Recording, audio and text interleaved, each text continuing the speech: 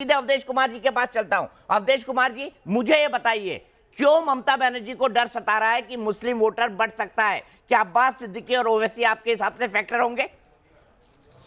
देखिए, ऐसा है कि अब्बास सिद्दीकी और ये ओवैसी बहुत बड़ा फैक्टर जिसे हम लोग शुद्ध चुनाव विश्लेषण कहते हैं नहीं होंगे, लेकिन उनका असर दूसरे रूप में होगा।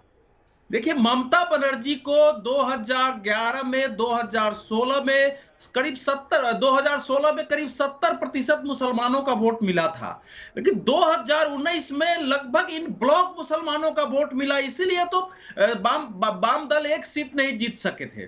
तो उनको, अगर इसमें से, मेरा मानना है, जिस ढंग की लड़ाई चल रही है, ममता को भय ये है कि अगर मुसलमानों में से 2-4% वोट भी खिसक गया तो इससे कितनी सीटों पर अंतर आ जाएगा और वो चुनाव हार सकती हैं। तो इस मायने में दूसरी बात यह है कि इन दोनों के आने से भारतीय जनता पार्टी ने जैसे इनको मुद्दा बनाया है कि किस ढंग से ये ममता तुष्टीकरण कर रही है और कैसे हो रहा है, और उसमें ये दो भी कूद पड़े हैं, तो उसके कारण जो हिंदू ध्रुवीकरण की बात हो रही, मैं ध्रुवीकरण शब्द नहीं कहता हूं, मैं आलोड़न शब्द का प्रयोग कर रहा हूं कि पश्चिम बंगाल के हिंदुओं में एक आलोड़न हो रहा है, वो जो भय कायम हुआ है उससे भी ममता बनर्जी भयभीत है।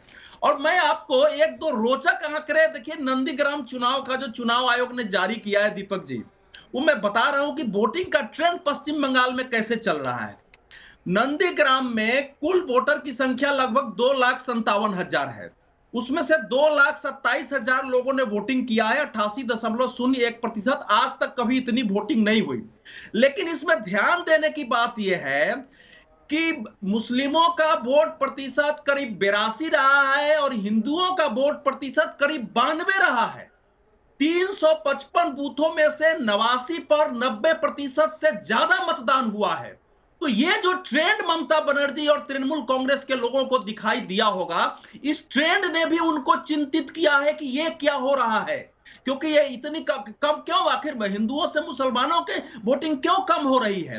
तो उसके कारण से ममता बनर्जी की बात, वो ममता बनर्जी के अंदर एक घबराहट पैदा हुई है और उसमें कहीं कोई दो मत नहीं है।